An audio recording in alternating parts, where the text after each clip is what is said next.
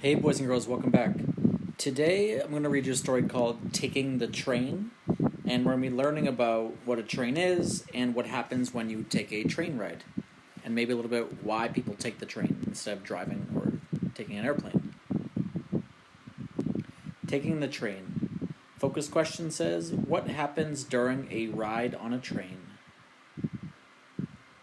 Some words we want to know: blows, races, rocks, rolls, track, and train. The horn blows. The train rolls along the track. So these are called the railroad tracks or the train tracks. When the train stops, some people get on, other people get off. So just like if you're taking a bus, the bus has different stops. The train as well has different stops. So depending on where you are going, you might be getting on the train or you might be getting off of the train. The train rolls along the track again. It heads towards the big city. So some people who might live far away from a big city, maybe they work in the big city, so to get there, instead of taking a car, which might take a longer time or might be lots of traffic, they might take the train. And then when they're done work in the big city, they might take the train back to their house. It goes faster as it moves along. Sometimes it races forward. Sometimes it rocks side to side.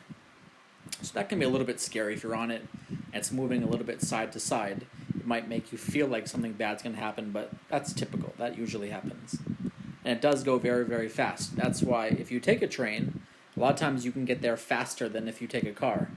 There's no traffic, and you can get there much faster by going at a higher speed. Some people read on the train, while others rest. Some people talk to each other, while others talk on their phones. So they're just talking about different things people might do when they are on the train. If someone has a really long train ride, like maybe you take the train from Boston all the way to New York City, or to maybe Philadelphia, which is in Pennsylvania, it might be a really, really long train ride, so you might want to take a nap and rest. Other people might be reading. Other people might be using their computers, like on Wi-Fi, to get some work done or maybe watch a movie. The picture of the man on his phone, that usually doesn't happen on the train because a lot of times they don't want you having a phone conversation and talking because you might be distracting other people. The train passes grassy fields. It crosses rivers. It passes stores, schools, and backyards. The train enters a long tunnel. The train arrives in the city. Here, tall buildings rise toward the sky. The train makes one last stop.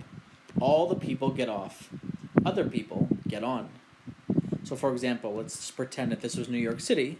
When the train got there, all the people who were going to New York would get off of the train, and then all of the people leaving New York would get on the train.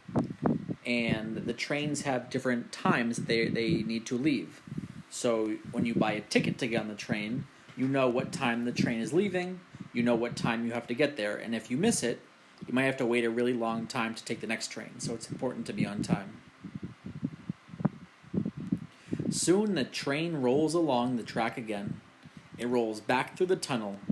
It rolls back past towns and grassy fields. The horn blows. So they're just saying that it's now going the opposite direction. So like if it went from Boston all the way to New York, once it got to New York, it's going to turn around and go all the way back from New York all the way to Boston. So that is the end of our story. I hope you guys learned a little bit about trains and why they are important. Just to summarize, to kind of go over it one last time to make sure you understood it, trains are really important and it helps people get places and get where they want to go. And it can help them get there much faster and much easier. So maybe someone doesn't want to buy a car because maybe they have a hard time parking it or they don't want to pay for gas or maybe there's lots of traffic where they live. And maybe they just don't like driving. They can take a train because it will get them there faster. They don't have to deal with the traffic. They don't have to pay money for gas. They can just comfortably sit on the train, do their work, while they're waiting and then get to where they want to go. So trains are also important because it helps people get places that are really far away and get there much easier.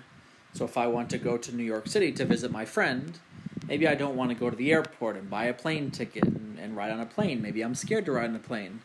But I also don't want to drive because it's going to take 5 or 6 hours and maybe I'll get lost and maybe I don't want to sit in the traffic. I can just go to Boston and jump on the train, and in a couple of hours, with no traffic, nice and easy, I can take a nap and I'm there. So it's a lot easier than some other ways to travel. So I hope you guys liked the story. I hope you learned a little bit about trains. I hope you guys have a great rest of the day, and check back tomorrow for another story.